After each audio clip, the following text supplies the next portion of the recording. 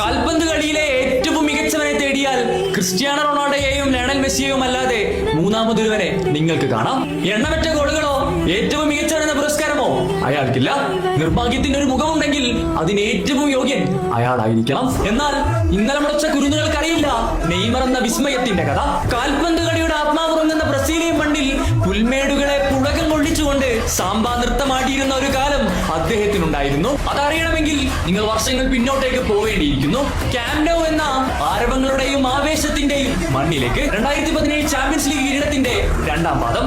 ആദ്യപാദത്തിൽ Argentina striker ഡീമേനോയുടെ ഇരട്ട ഗോളുകളടക്കം എതിരില്ലാത്ത 4 ഗോളുകൾക്കാണ് PSG ബാഴ്സയെ തകർത്തുവിട്ടത്. അന്ന് പാരീസ് വിടുമ്പോൾ പല ബാഴ്സ ആരാധകന്റെയും കണ്ണ് കലങ്ങിയിരിക്കണം.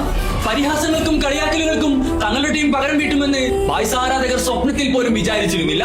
എങ്കിൽ കൂടിയും വിശ്വാസത്തെ മുറുകെ പിടിച്ചുകൊണ്ട് അവർ ക്യാമ്പ് നൗവിലേക്ക് ഒഴുകി. ലയണൽ മെസ്സിയെ ഉറ്റുനോക്കിയ ഫുട്ബോൾ ലോകം കണ്ടത് റൊണാൾഡിനോയ്ക്ക് ശേഷമുള്ള ഒരു ബ്രസീൽ മാന്ത്രികന്റെ പിറവിയായിരുന്നു.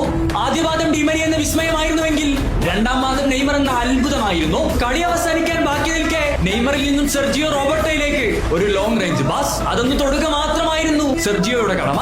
അയാൾ അത് ഭംഗിയായി നിർവഹിച്ചു. ലോകം കണ്ട ഏറ്റവും വലിയ കംബാക്കിന്റെ ക്യാമ്പ് നൗ സാക്ഷിയാവുകയാണ്. അയാളിലെ ഏറ്റവും മികച്ചവനെ കണ്ട രാത്രി. ഒരു നിമിഷം അയാൾ എല്ലാവർക്കും മുകളിൽ പോയ രാത്രി. PSG ആരാധകർ പോലും കയ്യടിച്ച പ്രകടനം.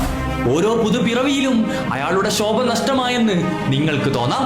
നാളെ ഒന്നുമല്ലാത്തവനെ പോലെ നിങ്ങൾക്ക് അയാളെ മറക്കാം. എന്നാൽ ഓരോ ബ്രസീൽ ആരാധകന്റെയും മനം കവർന്ന ഒരു നെയ്മർ ഉണ്ടായിരുന്നു.